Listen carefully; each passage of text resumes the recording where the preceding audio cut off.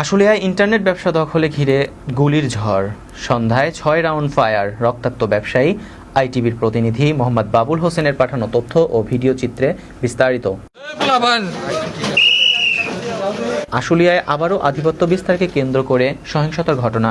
এবার target internet ব্যবসা, আর সেই দ্বন্দ্বই রূপ নিল গুলিবর্ষণে। মঙ্গলবার সন্ধ্যায় আনুমানিক ৭টার দিকে আশুলিয়ার ঘোষবাগ প্রাইমারি স্কুলের উত্তর পাশেই হঠাৎ করেই গুলি শুরু হয়।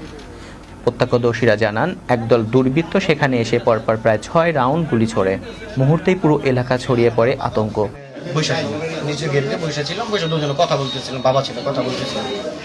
কথা বলার পর এক পর্যায়ের পর প্রায় ৫-৭ মিনিট পর ১৫ থেকে ২০ জন লোক আমার বাসার সামনে আসছে। আইসা ২ জন আমার সামনে আসছে। আসার পর বলতেছে, আপনি কি জাহিদ? আমি বললাম হ্যাঁ। আপনি কি নেটের ব্যবসা করেন? আমি বললাম হ্যাঁ। পাইপ ফ্যাক্টরির ওদিকে? আমি বললাম হ্যাঁ।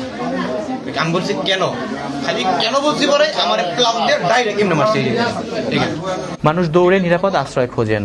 এ ঘটনায় জাহিদ নামে এক ইন্টারনেট ব্যবসায়ী গুলিবিদ্ধ হন। আহত অবস্থাতেই তিনি জাতীয় জরুরি সেবা 999-এ ফোন করে সহায়তা চান। খবর পেয়ে দ্রুত ঘটনাস্থলে পৌঁছে বাংলাদেশ পুলিশ পরিস্থিতি নিয়ন্ত্রণে আনে। পরে আহত জাহিদকে উদ্ধার করে হাসপাতালে ভর্তি করা হয়।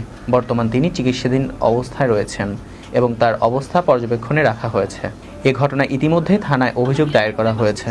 পুলিশ জানিয়েছেন, জড়িতদের শনাক্ত করে আইনের আওতায় আনতে অভিযান চলছে। স্থানীয়দের প্রশ্ন, ইন্টারনেট ব্যবসা নিয়ন্ত্রণে এমন সহিংসতা আর কতদিন? নিরাপত্তা নিয়ে সংশয় রয়েছেন এলাকাবাসী। স্যার, আপনার কাছে আমার চাওয়া, এর সুষ্ঠু তদন্ত করবেন। আমরা সুষ্ঠুভাবে বাঁচতে চাই, আমরা এলাকায় সুস্থভাবে বাঁচতে চাই। প্রতিটা নাগরিকের এই নিরাপত্তা পেতে। আমি জানি আপনি খুবই ভালো মানুষ।